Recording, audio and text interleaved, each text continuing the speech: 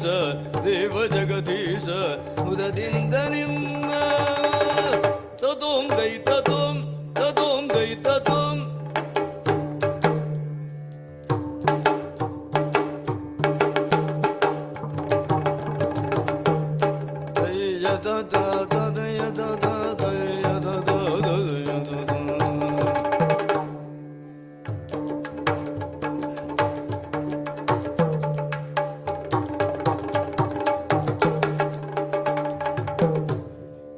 ಇಂದಿರೆಗೆ ತಲೆಬಾಗಿ ಪರಮಾನಂದ ಭಕ್ತಿಯೊಳ ಜನ ಧ್ಯಾನಿಸಿ ವಂದಿಸುವೆ ಶಾರದೆಗೆ ಶಕ್ರಾದ್ಯಮರರಿಂಗರಗೆ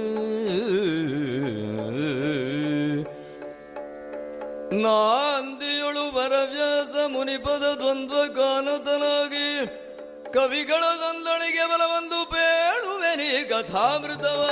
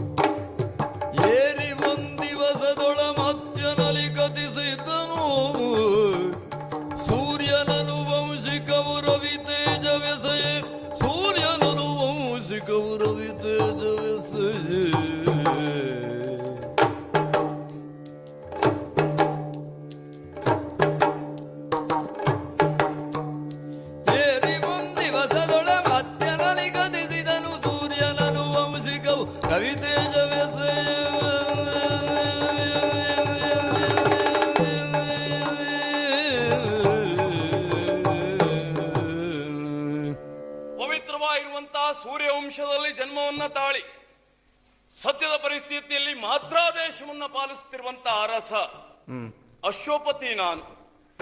ನನ್ನ ಆಳ್ವಿಕೆಯ ಸಂದರ್ಭದಲ್ಲಿ ಪ್ರಜಾವರ್ಗದವರೆಲ್ಲರೂ ಸಹ ಸಂತೋಷ ನೆಮ್ಮದಿಯಿಂದ ಜೀವನವನ್ನು ಸಾಗಿಸುತ್ತಾ ಇದ್ದಾರೆ ಎಂಬಲ್ಲಿಗೆ ನನ್ನ ಅರಸುತನ ಎನ್ನುವಂತಹದ್ದು ಸಾರ್ಥಕವಾಯಿತು ಎನ್ನುವುದಾಗಿ ಭಾವಿಸಿಕೊಳ್ತಾ ಇದ್ದೇನೆ. ಮಾಡುವಂತಹ ಕಾರ್ಯದಲ್ಲಿ ಶ್ರದ್ಧೆ ಎನ್ನುವಂತಹದ್ದು ಉಂಟು, ದೇವರಲ್ಲಿ ಭಕ್ತಿ ಎನ್ನುವಂತಹದ್ದು ಉಂಟು. ಈ ರೀತಿಯಾಗಿ ಸದಾಚಾರದಿಂದ, ಸನ್ನಿಷ್ಠೆಯಿಂದ, ಸದ್ಧರ್ಮದಿಂದ ಆಳ್ವಿಕೆಯನ್ನ ನಾನು ನಡೆಸುತ್ತಾ ಇದ್ರೂ ಸಹ ಪ್ರಜಾವರ್ಗದವರೆಲ್ಲರೂ ಸಹ ಅದೇ ಮಾರ್ಗದಲ್ಲಿ ನಡೆಯುತ್ತಾ ಇದ್ದಾರೆ ಎಂಬುದನ್ನ ಕೇಳಿ ನಾನೂ ಸಹ ಸಮಾಧಾನವನ್ನ ಹೊಂದಿದವ ಹೌದೇ ಹೌದು. ರಾಜಕೀಯವಾಗಿರುವಂತಹ ನೆಮ್ಮದಿ, ಸಮಾಧಾನ ಎನ್ನುವಂತಹದ್ದು ನನ್ನ ಪಾಲಿಗೆ ಉಂಟಾದರೂ ಸಹ ಸಾಂಸಾರಿಕವಾಗಿರುವಂತಹ ನೆಲೆಗಟ್ಟಿನಲ್ಲಿ ಯೋಚನೆ ಮಾಡಿ ನೋಡುವಾಗ ಸುಖ ಎನ್ನುವಂತಹದ್ದು ನನ್ನ ಪಾಲಿಗೆ ಮರೀಚಿಕೆಯಾಗಿಯೇ ಉಳಿದಿದೆಯೋ ಎನ್ನುವಂತಹ ಭಾವನೆ ಉಂಟಾಗುತ್ತಾ ಇದೆ. ಯಾಕೆಂದ್ರೆ ಹಗಲು ಮತ್ತು ರಾತ್ರಿ ಎನ್ನುವಂತಹದ್ದು ಪ್ರಕೃತಿಯ ನಿಯಮ. ಹಗಲನ್ನ ಉತ್ತರಿಸಿರುವಂತಹ ವ್ಯಕ್ತಿ ಕತ್ತಲೆಯನ್ನು ಅನುಭವಿಸಲೇಬೇಕು, ಕತ್ತಲೆಯನ್ನು ಅನುಭವಿಸಿದಂತಹ ವ್ಯಕ್ತಿ ಹಗಲನ್ನ ಕಾಣಲೇಬೇಕು. ಸುಖ ಮತ್ತು ದುಃಖ ಇವೆರಡೂ ಸಹ ಒಂದೇ ನಾಣ್ಯದ ಎರಡು ಮುಖಗಳಿದ್ದ ಹಾಗೆ ಎನ್ನುವುದಾಗಿ ಪ್ರಾಜ್ಞರಾಡಿದರೂ ಸಹ ನನ್ನ ಪಾಲಿಗೆ ಸುಖವನ್ನ ಕಾಣುವಂತಹ ದಿವಸಗಳೇ ಇಲ್ಲವೋ ಎನ್ನುವುದಾಗಿ ಎಣಿಸುವಂತಹ ಪರಿಸ್ಥಿತಿಗೆ ನಾನು ಈಡಾಗಿ ಬಿಟ್ಟೆನಲ್ಲ. ಯಾಕೆಂದ್ರೆ ಮಾಲವದ ರಾಜಕುಮಾರಿಯಾಗಿರುವಂತಹ ಮಾಲವಿಯನ್ನ ಕೈ ಹಿಡಿದು ಅದೆಷ್ಟೋ ವರ್ಷಗಳ ಕಾಲ ಸುಖ ದಾಂಪತ್ಯವನ್ನ ನಡೆಸಿದರೂ ಸಹ ಮಕ್ಕಳನ್ನ ಕಾಣುವಂತಹ ಭಾಗ್ಯ ನನ್ನ ಪಾಲಿಗಿಲ್ಲದೆ ಹೋಯಿತು. ಅದೇ ಕೊರಗಿನಲ್ಲಿಯೇ ದಿನವನ್ನ ಉತ್ತರಿಸುತ್ತಿರುವಂತಹ ವೇಳೆ ನಮ್ಮ ಕುಲಪುರೋಹಿತರಲ್ಲಿ ಈ ವಿಷಯವನ್ನ ತೋಡಿಕೊಂಡಂತಹ ಸಂದರ್ಭ ಅವರೇ ಸೂಚಿಸಿರುವಂತಹದ್ದು. ಸವಿತೃ ದೇವತೆಯ ಮಗಳಾಗಿರುವಂತಹ ಸಾವಿತ್ರಿಯನ್ನ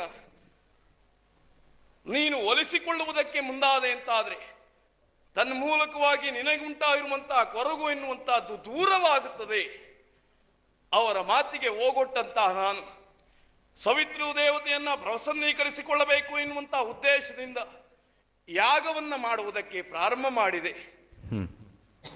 ಒಂದೋ ಎರಡೋ ಅಲ್ಲ, 1000 ತ್ರಿಪದಿಯೋಪಾದಿಯಲ್ಲಿ ಯಾಗವನ್ನ ಮಾಡುವುದಕ್ಕೆ ಪ್ರಾರಂಭ ಮಾಡಿದಂತಹ ನಾನು ಒಂದೋ ಎರಡೋ ದಿವಸ ಅಲ್ಲ, ಮಾಸ ಅಲ್ಲ, ವರ್ಷಗಳ ಗಟ್ಟಲೆ ಅಂದ್ರೆ 18 ವರ್ಷಗಳ ಕಾಲ ಯಾಗವನ್ನ ಮಾಡುವುದಕ್ಕೆ ಮುಂದಾದೆ.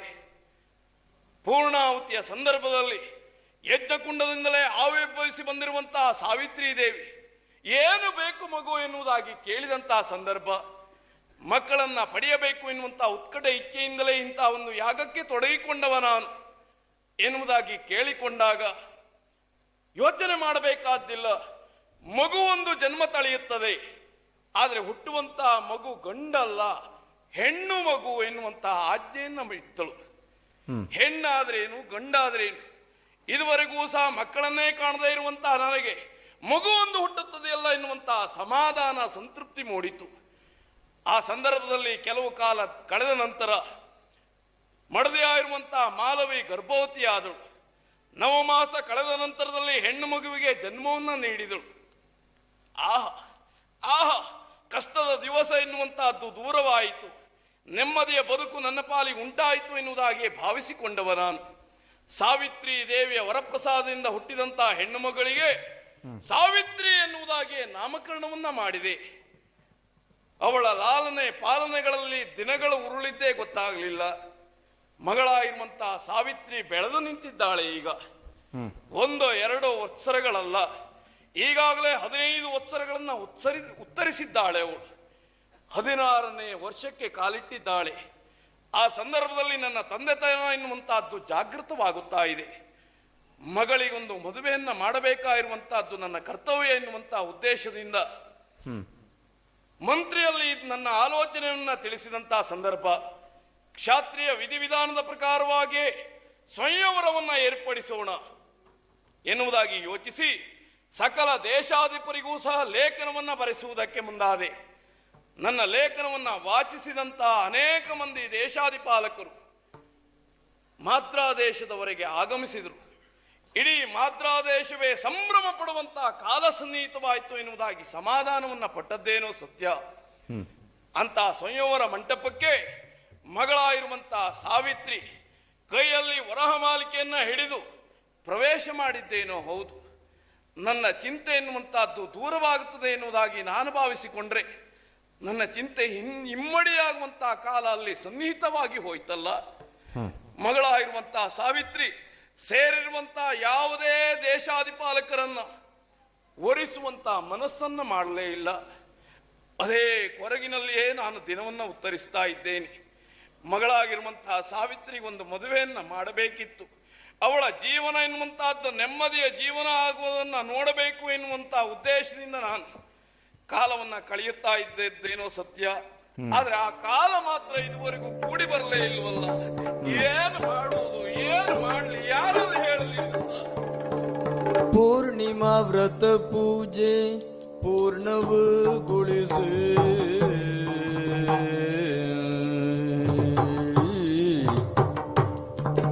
ಪೂರ್ಣಿಮಾ ವ್ರತ ಪೂಜೆ ಪೂರ್ಣವಗೊಳಿಸಿ ಪೂರ್ಣೇಂದು ವದನೆ ಪ್ರಸಾದ ಸ್ವೀಕರಿಸಿ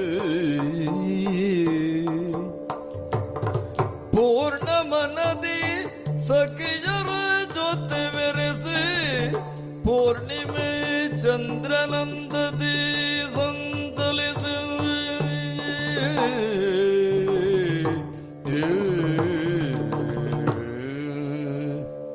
ಅಪ್ಪ ಅಪ್ಪ ನಾನು ಸಾವಿತ್ರಿ ಮಗಳೇ ಬಾಬಾ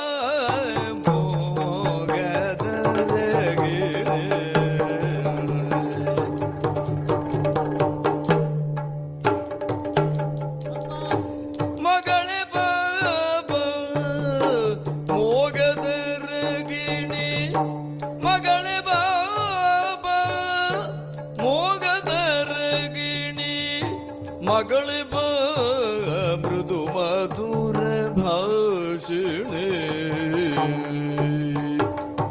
ಮಗಳೇ ಬಾ ಮೃದು ಮಧುರ ಭಾಷಿಣಿ ಮೃದು ಮಧುರ ಭಾಷಿಣಿ ಮೃದು ಮಧುರ ಭಾಷಿಣಿ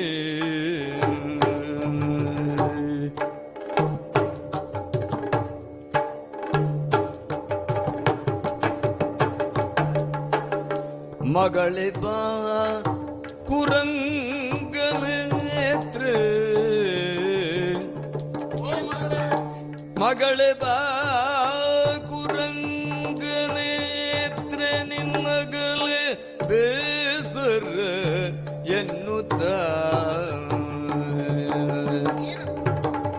ಮಗಳೇ ಬಾ ಕುರಂಗನ ನೇತ್ರ ನಿನ್ನಗಲೇ ಬೇಸರವೆನ್ನುತ್ತ ಅಗಲೇ ಬೇಸರವೆನ್ನುತ್ತ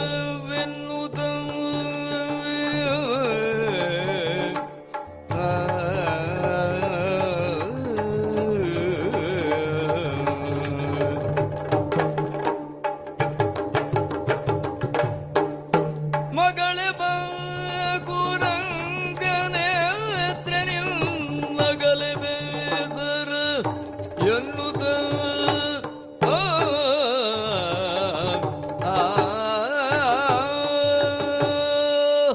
ಮಗಳೇ ಸಾವಿತ್ರಿ, ಅಪ್ಪಯ್ಯ ಇದೇನು ಆಶ್ಚರ್ಯ ಮಗಳೇ. ಏನಪ್ಪ ಸೇರಿರುವಂತಹದ್ದು ಮಾದ್ರಾ ದೇಶದ ಆಸ್ಥಾನ ಮಂಟಪವನ್ನ ನನಗೆ ಖಂಡಿತವಾಗಿಯೂ ಆಶ್ಚರ್ಯ ಉಂಟಾದದ್ದು. ಅಲ್ಲಿ ಅದೇನು ಸಭೆಯ ಎಲ್ಲ ಕಾರ್ಯಕಲಾಪಗಳನ್ನ ಮುಗಿಸಿ ವ್ಯತೆಯಲ್ಲಿಯೇ ಒಂದು ಎಡೆಯಲ್ಲಿ ಕುಳಿತಿರುವಂತಹ ಸಂದರ್ಭ ಹಾ ಏಕಾಏಕಿ ನಿನ್ನ ಆಗಮನ ಎನ್ನುವಂತಹದ್ದಾಯಿತು.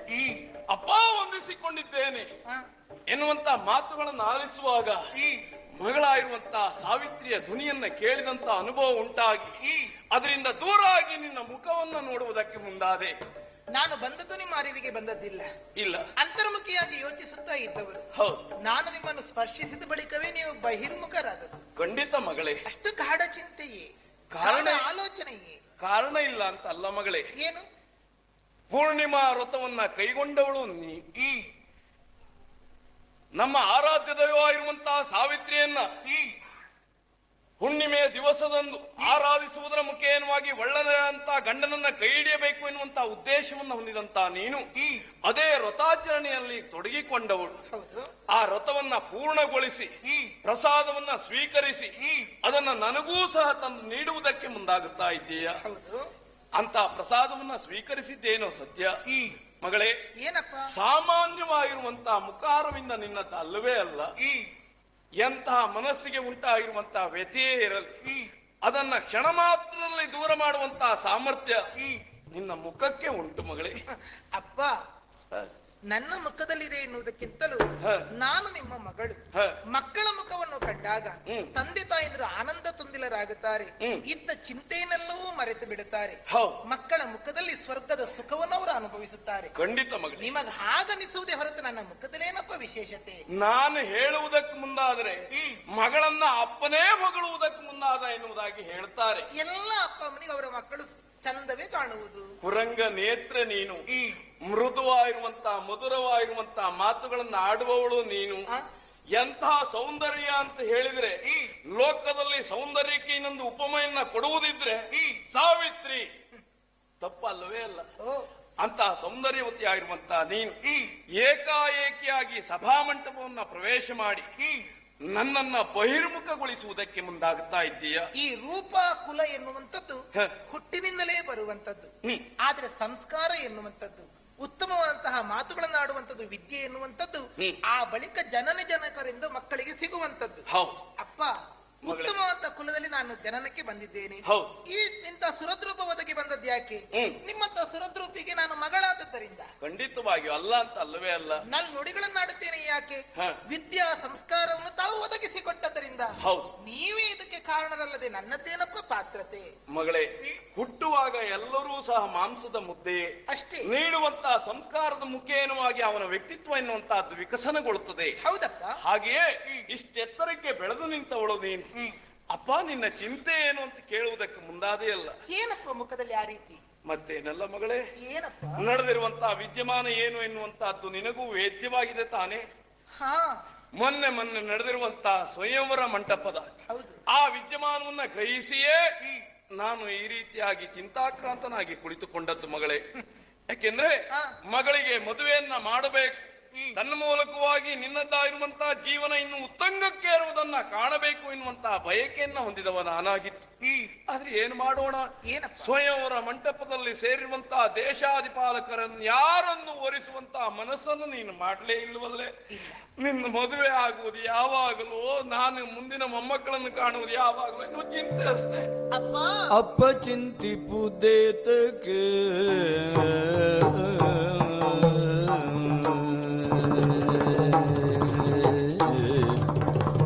ಅಪ್ಪ ಚಿಂತಿಪುದೇತಕ್ಕೆ ಸ್ವಾತಂತ್ರ್ಯವ ತಪ್ಪಿಸಿ ನಡೆಯಬೇಕು. ಸ್ವಾತಂತ್ರ್ಯವ ತಪ್ಪಿಸಿ ನಡೆಯಬೇಕು.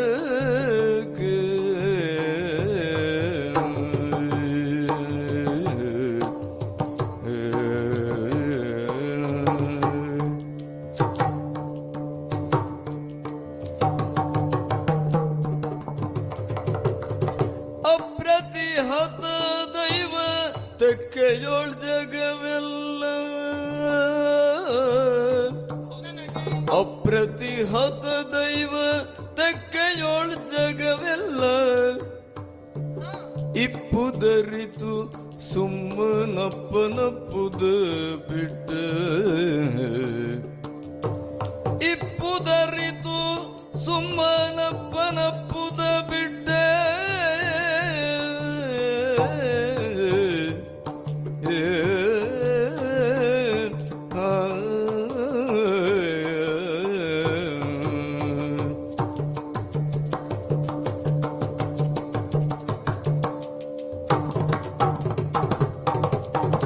ಅಪ್ರತಿಹತ ದೈವ ತೆಕ್ಕೆಯೋಳ್ ಜಗವೆಲ್ಲ, ಇಪ್ಪುದರಿತು ಸುಮ್ಮನಪ್ಪನಪ್ಪುದ ಬಿಟ್ಟೆ, ಇಪ್ಪುದರಿತು ಸುಮ್ಮನ ಅಪ್ಪನಪ್ಪುದ ಬಿಟ್ಟೆ.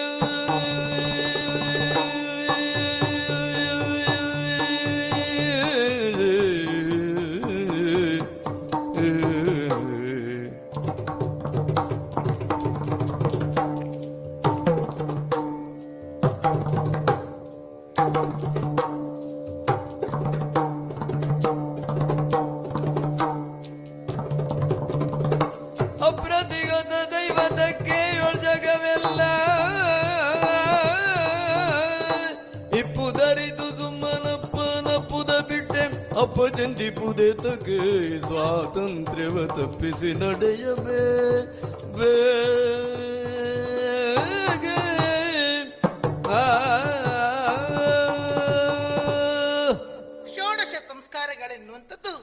ಮಾನವರಾದಂತ ನಾವೆಲ್ಲರೂ ಆಚರಿಸಿಕೊಂಡು ಬಂದಿರುವಂತದ್ದು. ಹೌದು. ಮಕ್ಕಳ ಪಾಲನೆಯನ್ನು ಮಾಡುವುದು ಮಾತ್ರವಲ್ಲ, ಯೋಗ್ಯವಾದಂತಹ ವಿದ್ಯಾ ಸಂಸ್ಕಾರವನ್ನು ಒದಗಿಸಿಕೊಟ್ಟಲ್ಲಿಗೆ ತಂದೆ ತಾಯಿಗಳ ಹೊಣೆಗಾರಿಕೆ ಎನ್ನುವುದು ಮುಗಿಯುವಂತದ್ದಲ್ಲ.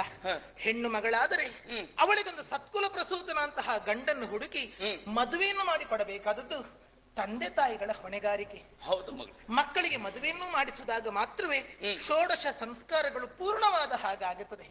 ಅದೇ ರೀತಿ ಮಕ್ಕಳು ತಂದೆ ತಾಯಿಗಳಿಗೆ ಕೆಲವಷ್ಟು ಮಾಡಲೇಬೇಕಾದಂತಹ ಸಂಸ್ಕಾರಗಳು ಎನ್ನುವಂಥದ್ದಿದೆ. ಅಪ್ಪ, ಹೆಗಲೆತ್ತರಕ್ಕೆ ಬೆಳೆದಂತಹ ಹುಡುಗಿ ನಾನಿದ್ದೇನೆ. ಪ್ರಾಯ ಪ್ರಬುದ್ಧರಾದಂತಹ ಹೆಣ್ಣು ಮಕ್ಕಳು ಮನೆಯಲ್ಲಿದ್ದರೆ ಪುಡಿಯಲ್ಲಿ ಕೆಂಡವನ್ನು ಕಟ್ಟಿಕೊಂಡಂತೆ ಆ ಚಿಂತೆ ನಿಮ್ಮನ್ನು ಬಾಧಿಸುತ್ತಾ ಇರುವುದು ನನಗೆ ಅರ್ಥವಾಗುತ್ತದೆ ಅಪ್ಪ. ಹಾಗೆಂದು ದಿಟ್ಟತನದಿಂದಲಾಗಿ ಉದ್ದಟದಿಂದಲಾಗಲಿ ಸ್ವಯಂವರವನ್ನು ನಾನು ನಿರಾಕರಿಸಿದ್ದಲ್ವೇ ಅಲ್ವಪ್ಪ. ಅದೆಷ್ಟೋ ದೇಶದ ಅರಸು ಮಕ್ಕಳೆಲ್ಲರನ್ನು ನೀವು ಕರೆಸಿಕೊಂಡಿರಿ. ವಿದ್ಯಾವಂತರ ಆಗಮನವಾಗಿತ್ತು, ಶೌರ್ಯವಂತರು ಬಂದಿದ್ದರು, ಬುದ್ಧಿವಂತರು ಕೆಲವರಿದ್ದರು, ಸ್ಫುರದ್ರೂಪಿಗಳು ಇನ್ನೂ ಹಲವರಿದ್ದರು. ಆದ್ರೆ ಆ ಯಾವ ರಾಜಕುಮಾರರನ್ನು ನಾನು ಒಪ್ಪಲಿಲ್ಲ. ಕಾರಣ ಇದೆಯಪ್ಪ. ಏನು ಮಗಳೇ? ವರ್ಣ ಮಾಲಿಕೆಯನ್ನು ಹಿಡಿದು ನಾನು ಅವರ ಸಮ್ಮುಖಕ್ಕೆ ಹೋದರೆ ನನ್ನ ಮುಖಕ್ಕೆ ಮುಖವನ್ನು ಕೊಟ್ಟು ನೋಡುವುದು ಬಿಡಿ, ನನ್ನ ಮುಖವನ್ನು ಕಂಡಾಗ ತಲೆ ತಗ್ಗಿಸುವುದಕ್ಕೆ ಪ್ರಾರಂಭಿಸಿದ್ರಪ್ಪ. ಗಂಡಿನ ಮುಖವನ್ನು ನೋಡುವುದಕ್ಕೆ ಹೆಣ್ಣಿಗೆ ನಾಚಿಕೆಯಾಗುತ್ತದೆ. ಹಾಗೆಂದ್ರೆ ಹೆಣ್ಣಿನ ಮುಖವನ್ನು ಕಂಡಾಗ ಗಂಡು ಅಭಿಮಾನವನ್ನು ಹೊಂದುತ್ತಾನೆ, ಸಂತೋಷ ಹೊಂದುತ್ತಾನೆ. ಹಾಗಾದ್ರೆ ನನ್ನ ಮುಖವನ್ನು ಕಂಡಾಗ ಆ ಪುರುಷರೆಲ್ಲರೂ, ಕ್ಷತ್ರಿಯರೆಲ್ಲರೂ ತಲೆ ತಗ್ಗಿಸಿದರು ಅಂತ ಆದ್ರೆ ಅವರನ್ನು ನಾನು ಮದುವೆಯಾಗೋದಕ್ಕೆ ಸಾಧ್ಯ ಉಂಟೇ ಹೇಳಿಯಪ್ಪ? ಹೆಂಡತಿಯಾದವಳು ಗಂಡನ ಛಾಯಾನುವರ್ತಿಯಾಗಿ, ಗಂಡನ ಅನುವರ್ತಿಯಾಗಿ ಬದುಕಬೇಕೇ ಹೊರತು ಗಂಡನಿಗಿಂತಲೂ ಹೆಂಡತಿ ಮಿಗಿಲಾಗ ಕೂಡದಲ್ಲ. ನನ್ನನ್ನು ಕಂಡಾಗ ಅವರೆಲ್ಲರೂ ತಲೆ ತಗ್ಗಿಸುತ್ತಾರಂತಾದ್ರೆ ಅವರ ಸಮ್ಮುಖದಲ್ಲಿ ಅವರನ್ನು ಹೇಗಪ್ಪ ನಾನು ವರಿಸುವುದಕ್ಕೆ ಸಾಧ್ಯವಾಗುತ್ತದೆ ಹೇಳು? ನನ್ನ ಮುಖದಿಂದ ಹೊರಬರುತ್ತಿರುವಂತಹ ಪ್ರಭೆಯನ್ನು ಗಮನಿಸಿಯೇ ಅವರೆಲ್ಲರೂ ತಲೆ ತಗ್ಗಿಸಿದ್ದಾರೆ. ಆದ್ರೆ ಯೋಚಿಸಬೇಡಿ ಅಪ್ಪ, ನಿಮಗೆ ಅವಮಾನವನ್ನ ಮಾಡುವಂತ ಉದ್ದೇಶವಾಗಲಿ ಅಥವಾ ಬಂದಂತಹ ಅರಸು ಮಕ್ಕಳಿಗೆ ಆ ರೀತಿಯಲ್ಲಿ ಮಾನಹಾನಿಯನ್ನು ಮಾಡುವುದಲಾಗಲಿ ನನ್ನ ಉದ್ದೇಶ ಅಲ್ಲವೇ ಅಲ್ಲ. ಮತ್ತೆ ಸಾವಿತ್ರಿ ದೇವಿಯ ಅನುಗ್ರಹದಿಂದ ನಾನು ಜನಿಸಿದವಳು ತಾನೆ. ಸರಿ.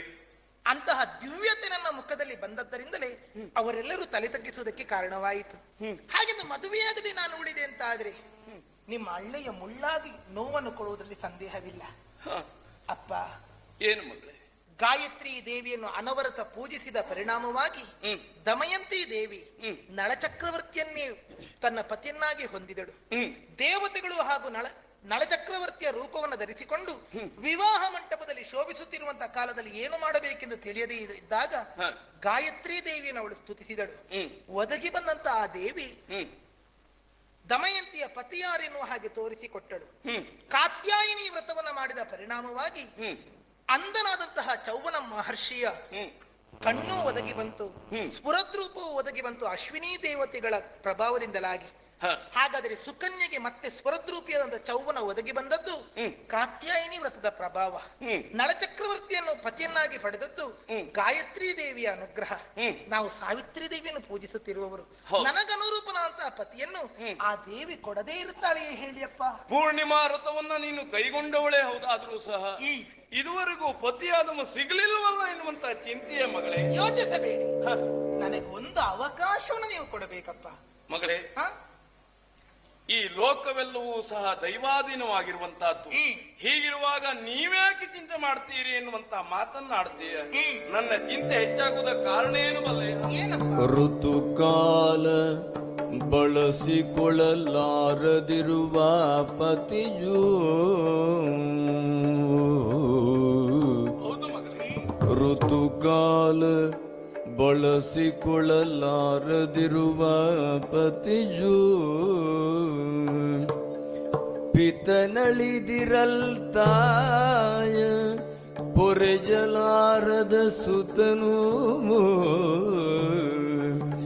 ಪಿತನಳಿದಿರಲ್ ತಾಯ ಪೊರೆಜಲಾರದ ಸುತನು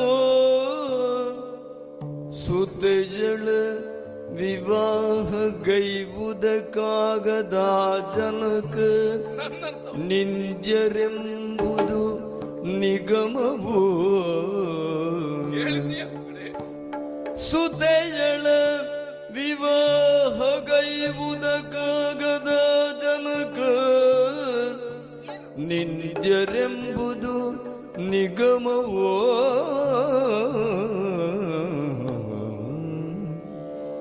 ಮತಿಯುತಳೆ ಹಲವು ದಿನ ಮಕ್ಕಳಿಲ್ಲದ ವ್ಯಸನ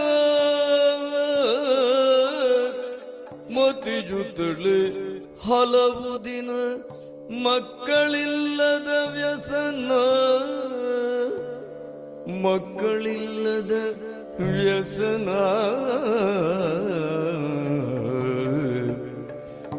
ಮತಿ ಬಿಡಿದೆ ಆಮೇಲೆ ದೇವಿಯ ಪ್ರಸಾದದಿವು ಮತಿಯರಳಿ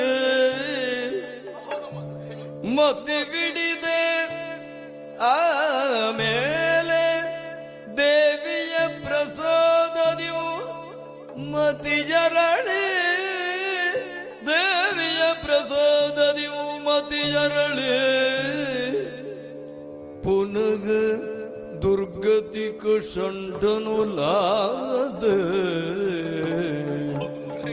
ಪುನಗ ದುರ್ಗತಿಕ ಷಂಡನುಲಾದ ಷಂಡನುಲಾದ ಷಂಡನುಲಾದ ಗಹ ಗಗಿಸುವರು ತ್ರಿದಶರು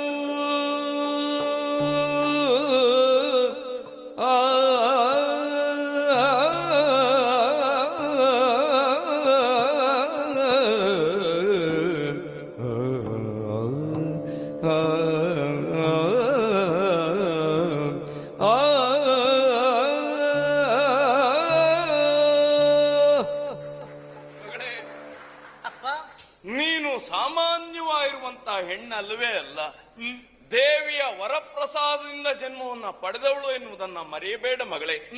ನಿನ್ನ ಯೋಚನೆಯೂ ಸಹ ಅಷ್ಟು ಉನ್ನತವಾಗಿರುವಂತಹ ಮಟ್ಟದಲ್ಲಿ ಉಂಟು. ಆ ಮಟ್ಟದಲ್ಲಿ ಯೋಚಿಸುವುದಕ್ಕೆ ನನ್ನಿಂದ ಅಸಾಧ್ಯ ಮಗಳೇ. ಯಾಕೆಂದ್ರೆ ಈ ಪ್ರಪಂಚ ಎನ್ನುವಂತಹದ್ದು ದೈವದ ತೆಕ್ಕೆಯಲ್ಲಿ ಉಂಟು. ಸತ್ಯ. ಯಾವ ಕಾಲಕ್ಕೆ ಯಾವುದು ಆಗಬೇಕೋ ಅದು ಆಗಿಯೇ ತೀರುತ್ತದೆ. ಅದನ್ನ ಮೀರಿ ವ್ಯವಹರಿಸುವುದಕ್ಕೆ ನಮ್ಮಿಂದ ಸಾಧ್ಯ ಇಲ್ಲ. ಅಪ್ಪ ಚಿಂತೆ ಯಾಕೆ ಅಂತ ನೀನ್ ಕೇಳಬಹುದು ಮಗಳೇ. ಕಾಲಗರ್ಭದಲ್ಲಿ ಏನು ಅಡಗಿದೆಯೋ ಅದನ್ನು ನಮಗೆ ತಿಳಿಯಲು ಆಗುವುದಿಲ್ಲ. ಹೌದು. ಕಾಲ ನಿರ್ಣಯ ಅದೇನಿದೆಯೋ ಅದನ್ನು ತಪ್ಪಿಸುವುದಕ್ಕೂ ಆಗುವುದಿಲ್ಲ. ಕಾಲ ನಡೆಸಿದಂತೆ ನಾವೇ ನಡೆಯಬೇಕೆ ಹೊರತು ಯಾಕಪ್ಪ ಬರಿದೆ ಚಿಂತೆಗೊಳಗಾಗುವುದು? ಸರಿ ಮಗಳೇ, ನಿನ್ನ ಮಾತು ತಪ್ಪಲ್ಲವೇ ಅಲ್ಲ. ಲೋಕವೇ ಕಾಲಾಧೀನವಾಗಿರುವಂತಹದ್ದು. ಕಾಲಾತೀತವಾಗಿ ವ್ಯವಹರಿಸುವಂತಹ ಸಾಮರ್ಥ್ಯ ಮಾನವರಾಗಿರುವಂತಹ ನಮಗೆ ಅಸಾಧ್ಯವಾಗಿರುವಂತಹದ್ದು. ಆದರೂ ಸಹ ನಾನು ದಿವಸದಿಂದ ದಿವಸಕ್ಕೆ ಚಿಂತೆಯನ್ನ ಹೆಚ್ಚು ಮಾಡಿಕೊಳ್ತಾ ಇದ್ದೇನೆ. ಯಾಕಾಗಿ? ಯಾಕಪ್ಪ? ಕಾರಣ ಇಲ್ಲ ಅಂತಲ್ಲ. ದೈವ ಯಾವತ್ತು ಫಲವನ್ನ ಕೊಡಬೇಕು ಅಂತಾದ್ರೆ ನಾವು ಕರ್ತವ್ಯ ನಿರತರಾಗಲೇಬೇಕಲ್ಲ ಮಗಳೇ. ಪುರುಷ ಯತ್ನವನ್ನ ನಡೆಸಲೇಬೇಕು. ಕರ್ತವ್ಯದಲ್ಲಿ ಲೋಪ ಎನ್ನುವಂತಹದ್ದು ಉಂಟಾಯಿತು ಅಂತಾದ್ರೆ ಯಾವ ದೇವ ನಮ್ಮ ಸಹಾಯಕ್ಕೆ ಬರ್ತಾನೆ ಹೇಳು? ಬರುವುದಿಲ್ಲ. ಜೊತೆಯಲ್ಲಿ ಮಾನವರಾಗಿರುವಂತಹ ನಾವು ಮಾನವರಾಗಿಯೇ ವ್ಯವಹರಿಸಬೇಕೇ ವಿನಃ ದೈವದ ನೆಲೆಯಲ್ಲಿ ವ್ಯವಹರಿಸುವುದಕ್ಕೆ ಅಸಾಧ್ಯವಾಗಿರುವಂತಹದ್ದು. ಆಗಲಾರದು.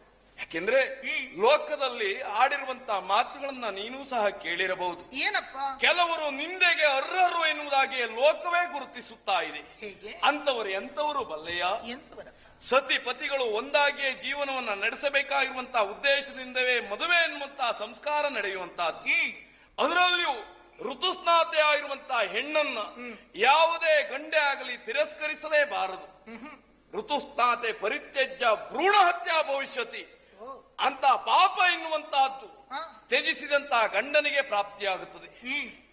ಆ ನೆಲೆಯಲ್ಲಿ ಗಂಡನಾದವ ಹೆಣ್ಣನ್ನ ಧಿಕ್ಕರಿಸಿದ ಅಂತಾದ್ರೆ ಅವನನ್ನ ಒಬ್ಬ ಷಂಡ ಎನ್ನುವುದಾಗಿ ಲೋಕ ಗುರುತಿಸುತ್ತದೆ. ಅವನ ನಿಂದೆಗೊಳಗಾಗುತ್ತಾನೆ. ಖಂಡಿತವಾಗಿಯೂ. ಕೇವಲ ಅಂತವು ಮಾತ್ರ ಅಲ್ಲವೇ ಅಲ್ಲ, ಮತ್ತೆ ಬದಲಾಗಿ ತನ್ನ ಪತಿಯನ್ನ ಕಳೆದುಕೊಂಡಿರುವಂತಹ ಒಬ್ಬಳು ಸತಿಯನ್ನ ಪಡೆಯಲೇಬೇಕಾಗಿರುವಂತಹ ಕರ್ತವ್ಯ ಯಾರದ್ದು ಹೇಳು? ಅವರಿಬ್ಬರ ದಾಂಪತ್ಯದ ಪ್ರತೀಕವಾಗಿ ಹುಟ್ಟಿರುವಂತಹ ಮಕ್ಕಳದ್ದಲ್ವಾ?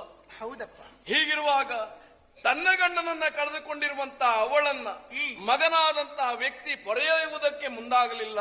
ತನಗೆ ತಾಯಿಯೇ ಬೇಡ ಎನ್ನುವಂತಹ ಉದ್ದೇಶದಿಂದ ಆತ ನಡೆದುಕೊಳ್ಳುವುದಕ್ಕೆ ಮುಂದಾದ ಅಂತಾದ್ರೆ ಅವನನ್ನು ಲೋಕದಲ್ಲಿ ನಿಂದ್ಯರು ಎನ್ನುವುದಾಗಿ ಗುರುತಿಸುತ್ತಾರೆ.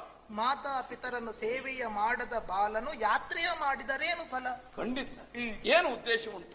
ಯಾವ ಪುಣ್ಯಕ್ಷೇತ್ರಕ್ಕೆ ಹೋದ್ರೂ ಅವನಿಗೆ ಪುಣ್ಯ ಲಭ್ಯ ಆಗುವುದೇ ಇಲ್ಲ. ತಂದೆ ತಾಯಿಗಳ ಸೇವೆಯನ್ನು ಮಾಡಬೇಕು. ಹೌದು.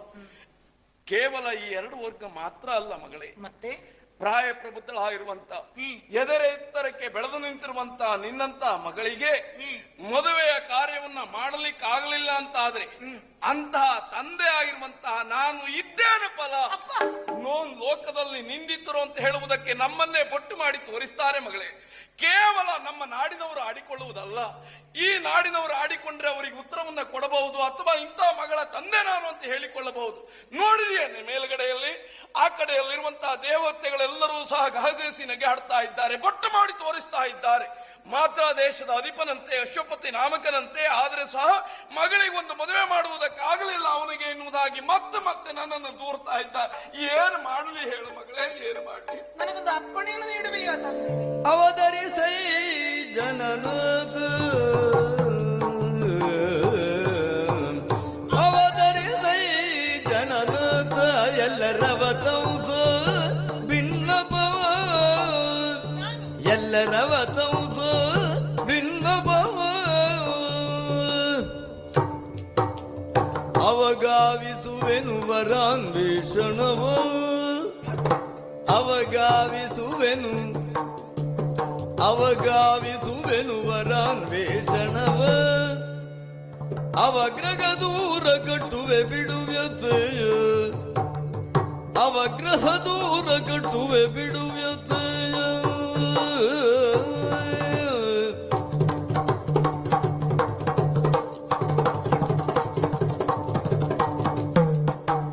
ಅವಗಾವಿಸುವೆನು ವರಾನ್ವೇಷಣವ ಅವಗ್ರಹ ದೂರ ಕಟ್ಟುವೆ ಬಿಡುವ್ಯತೆಯ.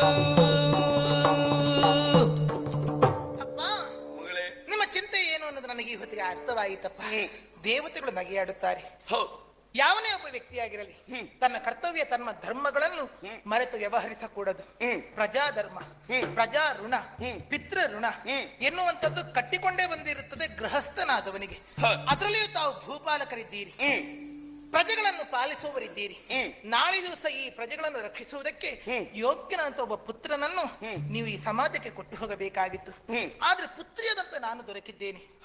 ಹಾಗಾದ್ರೆ ನನ್ನಿಂದ ಜನಿಸುವಂತಹ ಸುಪುತ್ರನಿಂದ ನಿಮ್ಮ ವಂಶವನ್ನ ಬೆಳೆಸುವಂತದ್ದು, ನಿಮ್ಮ ರಾಜ್ಯವನ್ನ ಪರಿಪಾಲಿಸುವಂತದ್ದು, ಈ ಯೋಚನೆಗಳನ್ನು ನೀವು ಮಾಡಿದ್ರೆ ಅಪರಾಧವೇನೂ ಅಲ್ಲ. ದೌಹಿತ್ರನಿಗೂ ಸರಿಯಾದಂತಹ ಸ್ಥಾನಮಾನಗಳನ್ನು ಈ ಪ್ರಪಂಚದಲ್ಲಿ ಒದಗಿಸಿಕೊಟ್ಟಿದ್ದಾರೆ.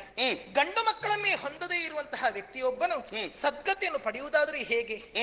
ಮಗಳ ಮಗನಿಂದ ತನ್ನ ಪೌತ್ರನಿಂದಲಾಗಿ ಮೋಕ್ಷ ಸಾಧನೆಯನ್ನು ಮಾಡಿಕೊಳ್ಳುವುದಕ್ಕೆ ಸಾಧ್ಯವಿರುತ್ತದೆ. ಯೋಚಿಸಬೇಡಿಯಪ್ಪ. ನಿಮ್ಮ ದುಃಖಗೀಡು ಮಾಡಲಾರೆ, ಚಿಂತೆಗೀಡು ಮಾಡಲಾರೆ. ನನಗೊಂದು ಅವಕಾಶವನ್ನು ಕೊಡಿ. ಹೇಗೆ? ಒಂದು ಹೆಣ್ಣಿಗೆ ಒಂದು ಗಂಡು ಎನ್ನುವುದು ಖಂಡಿತವಾಗಿಯೂ ಬ್ರಹ್ಮದೇವನು ಬರೆದಿರುತ್ತಾರೆ ತಾನೆ. ಹಾಗಾದ್ರೆ ನನಗೊಪ್ಪುವಂತಹ ಗಂಡು, ನಾನು ವರಿಸಬೇಕಾದಂತಹ ಗಂಡು ಎಲ್ಲಿದ್ದಾನೆನ್ನುವುದನ್ನು ನಾನು ಹುಡುಕಿಕೊಂಡು ಬರ್ತೇನಪ್ಪ. ಯಾರು? ನಾನೇ. ನೀನು ಹುಡುಕಿಕೊಂಡು ಬರ್ತೀಯ? ಸ್ವಯಂವರ, ಸ್ವಯಂ ತಾವೇ ಆರಿಸಿಕೊಳ್ಳುವುದು ತಾನೇ ವರನ್ ಯಾರೆನ್ನುವ ಹಾಗೆ. ಮತ್ತೊಂದು ತಾನೇ ಸ್ವಯಂ ವರನಿದ್ದೇನೆನ್ನುವ ಹಾಗೆ ತೋರಿಸಿಕೊಳ್ಳುವಂಥದ್ದು ಪುರುಷರು. ಆಯ್ಕೆ ಮಾಡಿಕೊಳ್ಳುವುದು ಹೆಣ್ಣು ಮಕ್ಕಳ ಅಂತ ನಾವು. ನಿಜಾರ್ಥದಲ್ಲಿ ನಾನೇ ಸ್ವಯಂವರವನ್ನು ನಡೆಸಿಕೊಳ್ಳುತ್ತೇನೆ. ನನಗೊಪ್ಪುವಂತ ಹುಡುಗನನ್ನು ಎಲ್ಲಿದ್ದಾನೆ ಎನ್ನುವ ಹಾಗೆ ವರಾನ್ವೇಷಣೆಯನ್ನು ಮಾಡುವುದರ ಮುಖೇನವಾಗಿ ಆಯ್ಕೆ ಮಾಡಿಕೊಂಡು ಬರಲೇನಪ್ಪ. ಬೇಡ ಬಂದ್ರೆ ಬೇಡ.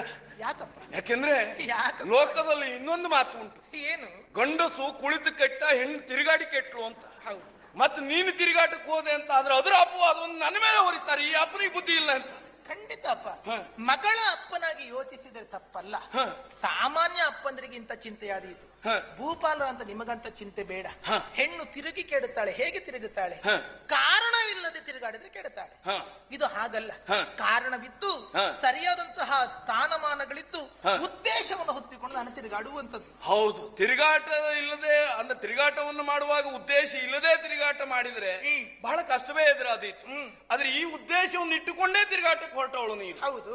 ಆಗ್ಲಿ ಅಂತೆ. ಮತ್ತೆ ಅಪ್ಪ ಅಮ್ಮನಿಗೆ ಹೇಳದೆ ತಿರುಗಾಟ ಮಾಡಿದ ಹೆಣ್ಣು ಮಕ್ಕಳು ಕೆಡುವುದೇ ಹೊರತು ಅಪ್ಪನ ಅಮ್ಮನಲ್ಲಿ ಹೇಳಿ ಹೋದ ಹೆಣ್ಣು ಮಕ್ಕಳ ಸ್ಥಿತಿ ಯಾವ ಕಾಲಕ್ಕೂ ಹಾಳಾಗಲ್ಲ. ಆರದಪ್ಪ. ಇದು ಸಾಕಷ್ಟು ಹೆಣ್ಣು ಮಕ್ಕಳು ತಿಳಿದುಕೊಳ್ಳಬೇಕಂತ ವಿಷಯ ಮಗಳೇ. ಆಗ್ಲಿ ಅಂತೆ. ಬಹಳ ಸಂತೋಷವಾಯ್ತು ನಿನ್ನ ಮಾತನ್ನು ಕೇಳಿ. ಆದ್ರೆ ಒಂದುಂಟಪ್ಪ. ಏನು ಮಗಳೇ? ಹೆಣ್ಣು ಹೆತ್ತವರಿಗೆ ಹೇಳುವುದಲ್ಲ, ಕೇವಲ ಹೆಣ್ಣು ಹೆತ್ತವರು ಮಾತ್ರ ಚಿಂತೆಗೊಳಗಾಗುವುದಲ್ಲ. ಸಮಾಜದಲ್ಲಿ ಬಹಳಷ್ಟು ನಡೆಯುವುದುಂಟು. ಹೆಣ್ಣೊಬ್ಬಳು ಹೊರಗಡೆ ಹೋಗಿ ಬರುವುದು ತಡವಾದ್ರೆ ಎಲ್ಲಿ ಹೋದೆ, ಯಾಕೆ ತಡವಾಯ್ತೇನೋ ಹಾಗೆ ಹಲವಾರು ಪ್ರಶ್ನೆ ಮಾಡುತ್ತಾರೆ. ಒಬ್ಬ ಗಂಡು ಮಗ ಹೊರಗಡೆ ಹೋಗಿ ಬರುವುದು ತಡವಾದ್ರೆ ತಂದೆ ತಾಯಿಗಳು ಪ್ರಶ್ನಿಸ್ತಾರ? ನಿಜವಾಗಿ ಗಂಡು ಮಕ್ಕಳನ್ನು ಪ್ರಶ್ನಿಸುವುದಕ್ಕೆ ಪ್ರಾರಂಭ ಮಾಡಬೇಕು, ಯಾಕೆ ತಡವಾಯಿತು ಎಂದು. ಹ. ಎರಡು ಮಕ್ಕಳನ್ನು ಸರಿಯಾಗಿ ಪ್ರಶ್ನಿಸಿ ಸರಿಯಾದ ಸಂಸ್ಕಾರ ನೀಡಿದ್ರೆ ಉತ್ತಮ ಸಮಾಜ ರೂಪುಗೊಳ್ಳುತ್ತದೆ. ಒಬ್ಬಳನ್ನೇ ಪ್ರಶ್ನಿಸುವುದಲ್ಲ, ಗಂಡು ಮಕ್ಕಳನ್ನು ಅಂಕೆಯಲ್ಲಿಟ್ಟು ಪ್ರಶ್ನಿಸಿದ್ರೆ ಎಲ್ಲ ಸರಿಯಾಗುತ್ತದೆ. ನಮಗ ಅನುಭವ ಆಗ್ಲೇ ಇಲ್ಲ, ಯಾಕಂದ್ರೆ ಹೆಣ್ಣು ಮಕ್ಕಳ ತಂದೆ ನಾನು. ಹೌದು, ಮತ್ತೆ ನಿಮಗ ಯೋಚನೆಯೂ ಬೇಡ. ಆ ರೀತಿ ಕೆಡುವಂತ ಕಾಲವೂ ಇದಲ್ಲ, ಅಲ್ಲ ಮಗಳೇ, ಕೆಡುವಂತ ಮನಸ್ಥಿತಿಯೂ ಅಲ್ಲ. ಅಲ್ಲ. ಹಾಗೆಂದು ನಾನು ತಿರುಗಾಡುವುದು ಯಾವ್ಯಾವುದೋ ಊರನ್ನಲ್ಲ, ಹ. ನನಗೊಪ್ಪುವಂತ ಹುಡುಗನೆಲ್ಲಿದ್ದಾನೆ ಎಂದು ಹ. ಸರಿಯಾದ ರೀತಿಯಲ್ಲಿ ದೇಶಗಳನ್ನು ಸಂಚರಿಸಿ ಹ.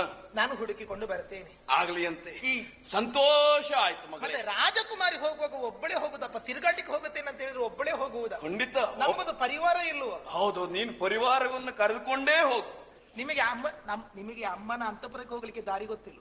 ಯಾಕೆ? ಗೊತ್ತಿದ್ರೆ ಕರ್ಕೊಂಡು ಹೋಗ್ಲಿಕ್ಕೆ ಒಬ್ಬ ಜನ ಬರುವುದಿಲ್ಲ. ಹಾಗೆ ಅದು ಯಾಕೆ ಬರುತ್ತಾನೆ? ಅದು ನಮ್ಮ ರಾಜರ ಪ್ರತಿಷ್ಠೆ. ಅದು ನಮಗೆ ಹೋಗುವಾಗ ಬರುವಾಗ ಜನ ಬೇಕು, ಖಂಡಿತವಾಗಿ ಅಲ್ವಾ? ನಿನ್ನದ್ದಾಗಿರುವಂತಹ ಸಖೀವೃಂದವನ್ನ ಕೂಡಿಕೊಂಡು ಹೋಗು. ಹಾ, ಕೇವಲ ಅವರು ಮಾತ್ರ ಅಲ್ಲ, ರಕ್ಷಣಾ ಭಟ್ಟರು ಇರಲಿ. ಹೌದು. ನಮ್ಮ ವೃದ್ಧ ಸಚಿವನನ್ನು ನಿಮ್ಮೊಟ್ಟಿಗೆ ಕಳುಹಿಸಿ ಕೊಡ್ತೇನೆ. ಬೇಕಪ್ಪ. ಹೋದಂತ ಕಾರ್ಯದಲ್ಲಿ ಆದಷ್ಟು ಬೇಗ ಯಶಸ್ಸು ದೊರೆಯಲಿ ಎನ್ನುವುದಾಗಿ ನಮ್ಮ ಆರಾಧ್ಯ ದೈವವಾಗಿರುವಂತಹ ಸಾವಿತ್ರಿ ದೇವಿಯನ್ನ ಬೇಡಿಕೊಳ್ತೇನೆ. ಹಾಗೆ ಬರ್ತೇನೆ. ಹೋಗಿ ಬಾಬಾ, ಶುಭವಾಗಿ.